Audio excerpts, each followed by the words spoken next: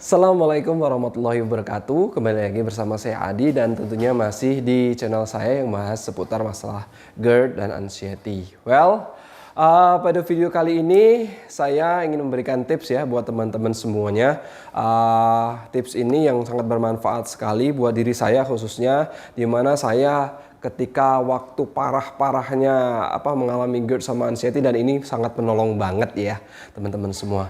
Dan saya nggak lupa untuk mendoakan teman-teman semua, semoga teman-teman segera lekas sembuh ya, segera bisa move on dari namanya GERD sama anxiety. Tentunya selain dari tips yang akan saya berikan ini, 3P jangan lupa ya, itu yang perlu diterapkan. Oke, tips yang pertama adalah refleksi. Jadi refleksi ini adalah ya namanya refleksi ya, artinya gimana caranya biar kita itu bisa refleks ya.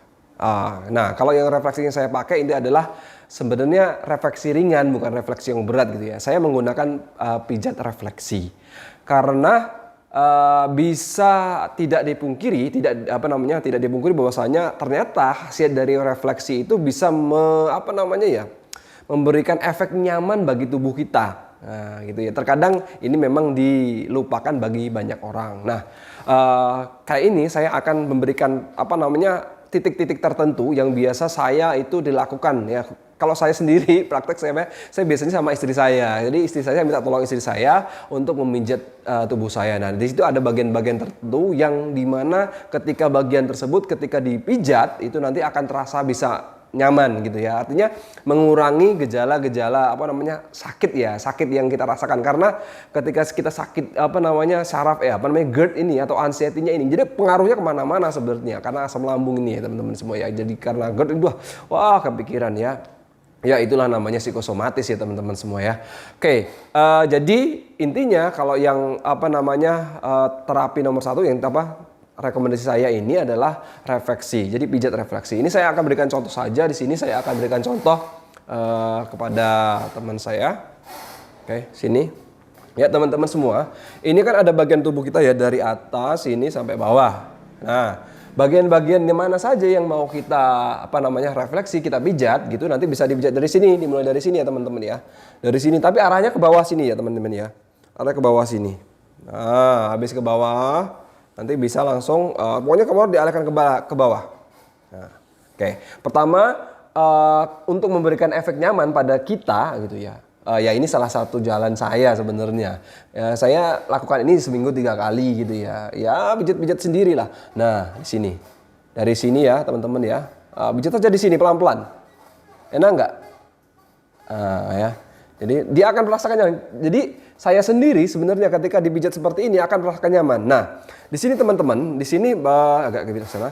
Di sini ada dua bagian tubuh di sini ya, di sebelah sini dan di sebelah sini. Nah, di sebelah sini teman-teman pijit saja. Sebelah sini diarahkan ke bawah sini teman-teman. Nah, sela-sela seperti ini. Nah, ini akan memberikan efek yang nyaman. Kemudian kalau di sebelah sini, karena lambung kita itu di sebelah sini ya teman-teman semua ya. Hadap sini. Hadap sini. Di lambung kita kan di sebelah sini. Ya memang nggak ada teorinya, tapi karena saya itu merasakan ini enak gitu ya. Ya saya lakukan saja ya teman-teman ya. Di sebelah sini, jadi kadang punggung kita itu ya kadang sebelah sini sangat sakit. Kalau saya sendiri rasanya sebelah sini sakit gitu ya. Selain di sini heartburn ya di dada hadap sini. Dari sini ada daerah sini heartburn, kadang sakit di sebelah sini, kadang di sebelah sini. Pokoknya sebelah sini, kadang tangan sini sakit, kadang lehernya gini sakit. Kalau saya dulu sampai malah leher sini ini sakit, bener berat bener. Ya, jadi di sebelah sini ya teman-teman ya, sebelah sini ini dipijitin. Sebelah sini dipijit, diarahkan ke bawah. Boleh teman-teman pakai bantuan gini. Nah, kayak gini benar. Enak nggak? Jadi enak, kerasa banget. Nah, dan enaknya kalau teman-teman posisinya tidur tengkurap gitu ya, nanti disuruh mijitin di sini. Kalau nggak kuat, misalnya istrinya atau suaminya nggak kuat, bisa di sini diurut ke bawah sini aja pelan-pelan gini. Boleh sini ya pakai pelan-pelan gini. Pakai gini, atau kalau nggak bisa kuat lagi pakai sikut gini, disikut gini. Nah, enak nggak? Nah, sini agak senut-senut gitu rasanya. Enak bener nih teman-teman ya. Di sini. Nah, ini adalah cara pertama saya. Oke, terima kasih. Cara pertama saya untuk meningkatkan rileks saya. Nah, biasanya ketika saya capek, lelah gitu ya, saya refleksi gitu aja. Ya kalau bisa ke tukang pijit yang kira-kira cocok gitulah ya. Ya tapi yang nggak aneh-aneh, yang nggak terlalu keras gitu. Karena intinya adalah memberikan treatment khusus kepada tubuh supaya tubuh kita ini menjadi rileks. Itu tips yang pertama ya, refleksi. Baik, sekarang yang kedua yang saya lakukan adalah mandi air hangat.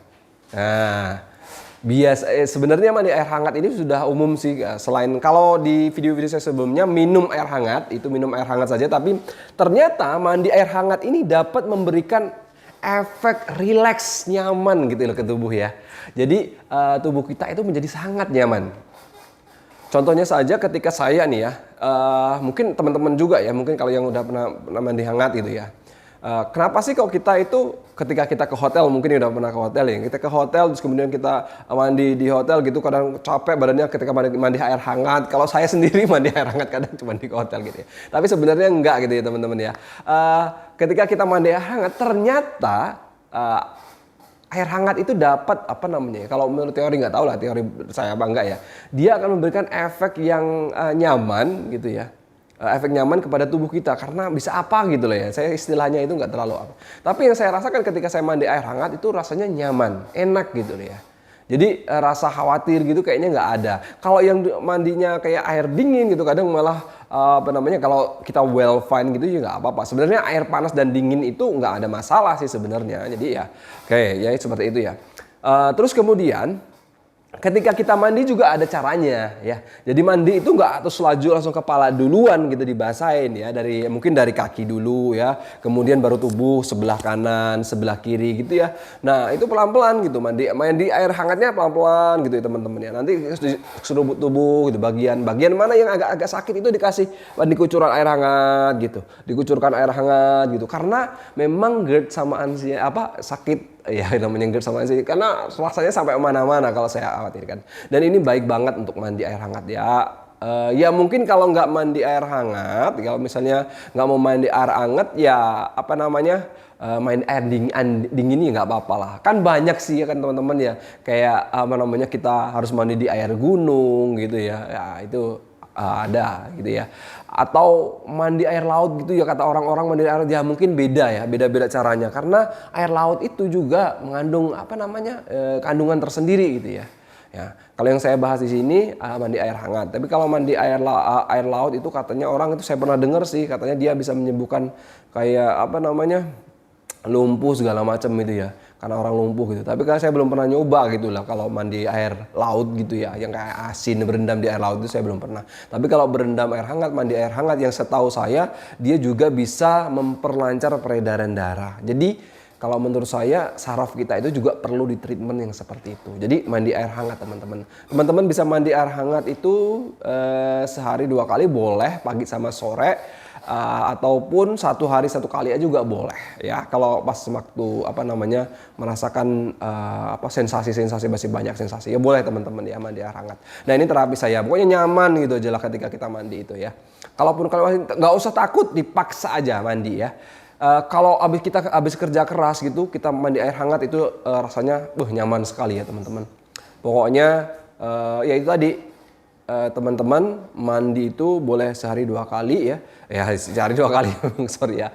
Memang air hangat boleh pagi, boleh malam atau malamnya saja. Kalau saya kadang pagi itu memang enggak, karena pagi itu memang biar melatih tubuh saya, karena saya itu habis olahraga gitu kan ya.